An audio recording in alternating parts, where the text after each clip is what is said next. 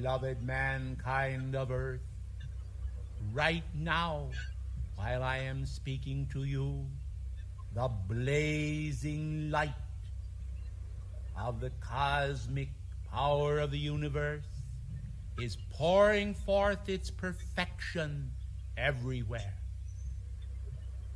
It is penetrating the consciousness of mankind, and whether they are aware of it or not, that perfection is already at work within them to mold and shape them according to the cosmic image of eternal life.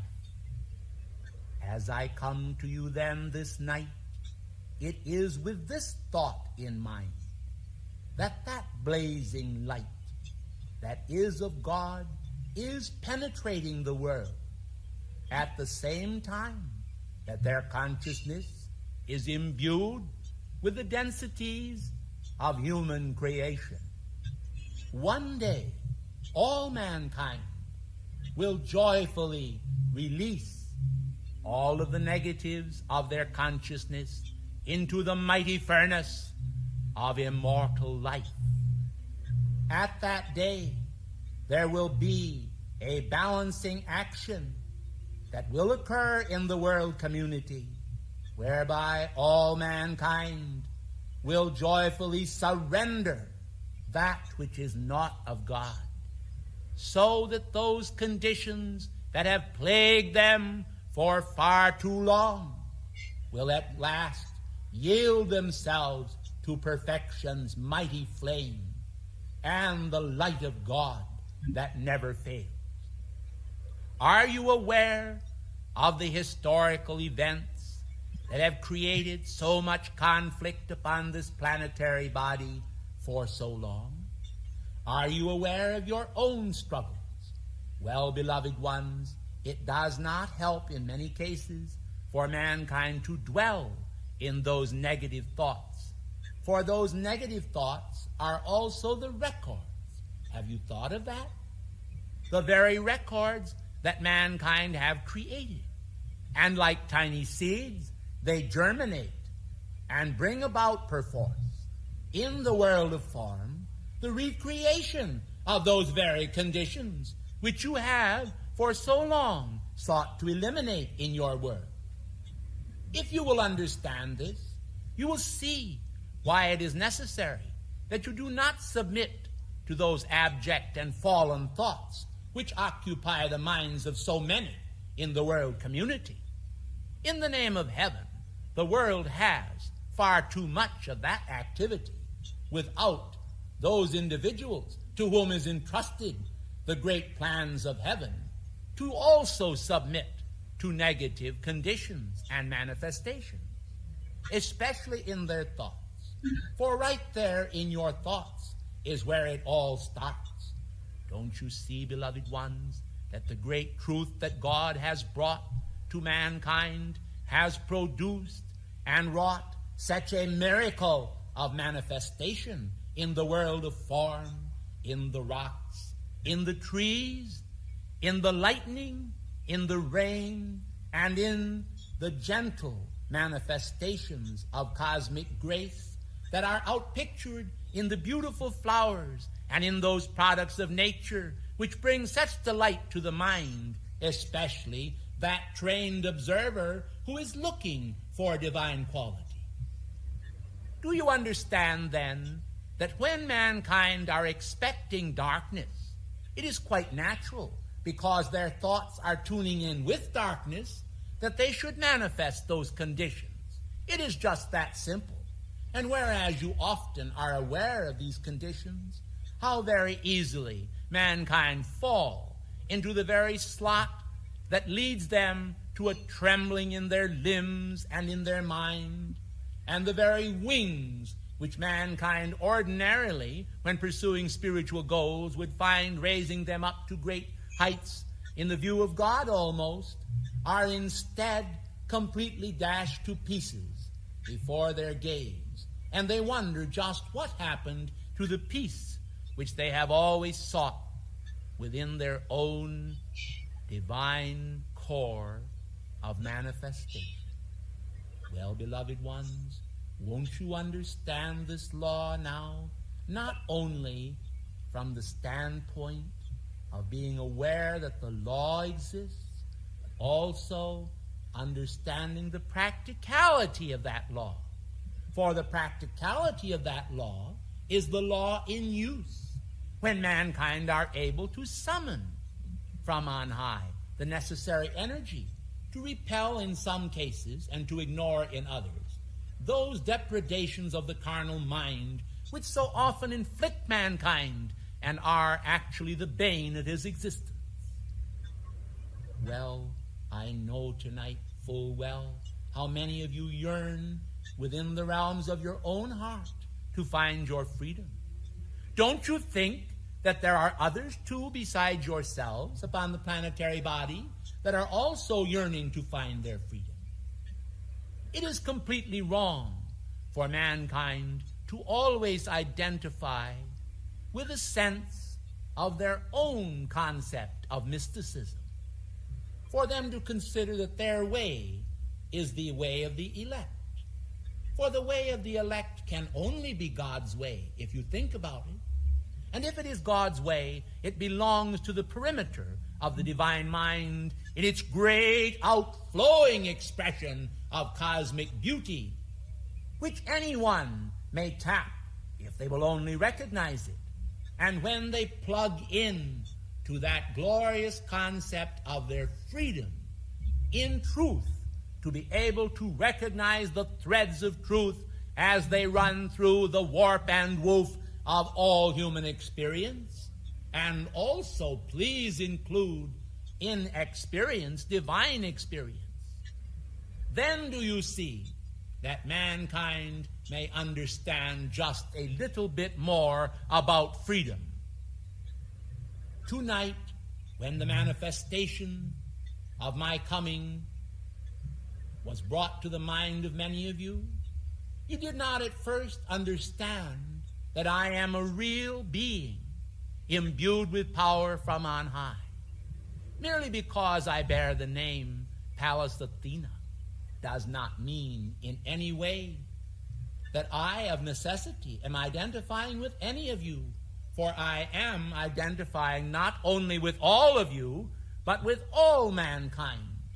For my heritage is one of truth, and the cement of truth will weld together the whole human body into a body of servers that will identify with perfection and perfection's realm, which whereas it ought to be a natural realm of manifestation in the finite world, it often is not. But you can do your part in seeing that it does manifest here. For after all, in the past, was it not embodied human beings that have so often opened the doorway to prophecy, opened the doorway to divine healing, opened the doorway to understanding, and those gifts and graces whereby mankind are molded in a higher level of consciousness? The world today does not dream how much can be accomplished by the power of truth as it becomes the seed of God, functioning in the platform of individual consciousness. So many people are imbued with the concept of the miracle, and so many do not even believe in a miracle. Don't you see, however, that the miracle must occur within your consciousness because not only God wills it so, but because you will it so, and thus the world will be transformed as there becomes a magnificent problem in arithmetic in full accomplishment before the gaze of mankind, the multiplication of the cosmic loaves, the breaking of the cosmic bread, the spreading abroad of strands of light everywhere. Thus mankind will understand the purpose even of higher education. They will perceive it as the means of once again establishing that culture upon the earth for which so many yearn. And as they yearn for it, so shall it come. So shall it return. For according to their yearning for truth and culture, it shall be established and reestablished everywhere upon the planetary body and in all families of nations, until all men shall know and understand the truth, that crossing the lines of race and creed, the joy of God expands in all nations and molds all peoples and all countries into the conscious awareness of the living Christ, with those vestments that are of the Spirit, with those garments that are spiritual, and with that enfoldment of consciousness which will not submit to the depredations of a world that has rejected God at a time when they need Him more than ever before. Why is this so? Because the very multiplication of the populations of the world has produced those conditions in the world which stem from the result of mankind's residual negative magnetism and the multiplication of those who are expanding it rather than expanding the great light of God that never fails. I am a member of the karmic board, and I remind all mankind that as they sow, so shall they reap. Regardless of mankind's understandings and misunderstandings of the power of forgiveness, they do have awareness of travail. But they do not understand in many cases the requirements of the law. They do not understand that that which returns to them is that which they have sent out into the world of form. The wise ones have again and again subscribed to the vast cosmic idea cloaked in those simple words of a child, do unto others as you would have them do unto you.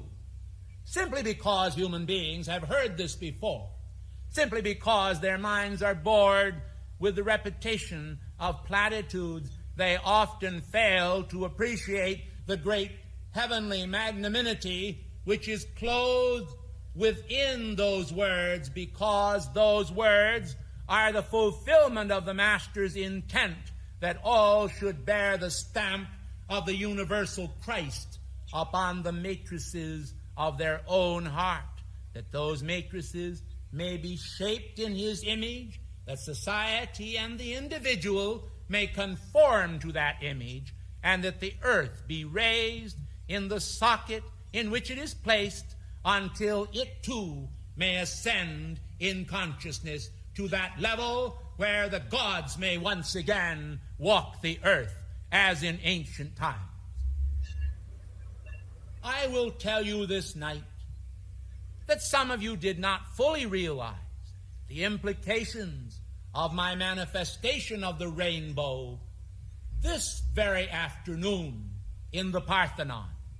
You did not understand that the truth of God is not segregated to any specific religion, but is in itself the great power of the universal, which comes out of the universal not as a will-o'-the-wisp, but as the salvation of each individual.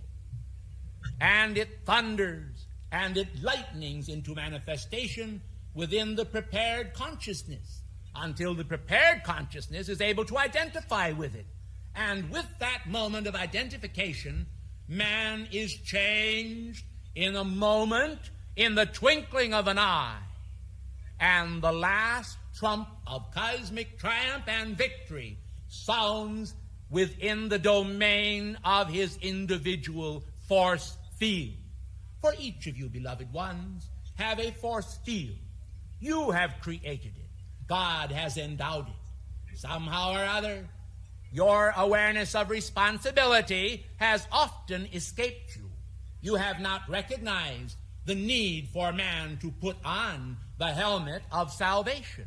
You have not recognized the density of human thought that seeks to mar the virtue of Christ's manifestation in your world as it does in the world of all mankind. It is not that we expect you, blessed ones, to be always engaged in a perpetual battle. It is simply this, that eternal vigilance is indeed the price of liberty. And when individuals understand that, they see that they too have some responsibility to life itself, to guard the precincts of their own mind against those thoughts that seek to invade that mind with a view to marring it. You individually are expected to maintain your own temple of truth. You individually are expected to see that the realities of God, those real ties of spiritual endeavor, are tied to your very hearts, that they establish the purposes of God not only in Greece, but throughout the entire civilized world from pole to pole. Mankind have the idea that heaven does not watch and does not wait. They think that there exists no body of servers at higher dimensions and levels to reestablish and to establish in mankind his awareness of the glory of past ages, similar to the golden age of Pericles. Let me say to you then tonight, for I am Pallas Athena, that the power of God shall manifest upon this planetary body in a more than ordinary manner, for there shall be earthquakes in divers places, and many of the signs of the reappearance of the Christ shall come forth until the world shall know that they ought not to live in the sense of human greed, but human service and the understanding of the power of God to reestablish immortality upon this earth in the hearts of the earth's people, and that there may be changes upon the planetary body occurring now and in the future. Then shall mankind, even the tiny children of the future, view the historical future as one of hope. For in God all things shall be established. In the Christ consciousness shall come forth such awareness of beauty as shall enable all men who will to do it to establish an age of beauty and an age of innocence as they shed the husks of mortal failures and recognize that there is and shall be established once again upon this planetary body the perfection of all ages, that perfection shall be established in the fountainhead of truth, and that truth as it lives in the hearts of men as a goal of victory, both individually and collectively, shall enforce upon mankind that which is good for them, not only now, but always. He who said unto you, Lo, I am with you always, even unto the end of the world, is with you still. He speaks in the truth that lives within your heart. He speaks in every heart, to all men of all ages, to the Buddha, to the apostles, to the prophets, to the teachers, and to even the humblest child. Lo, his example of truth is with you always, even to the end of the world. I thank you.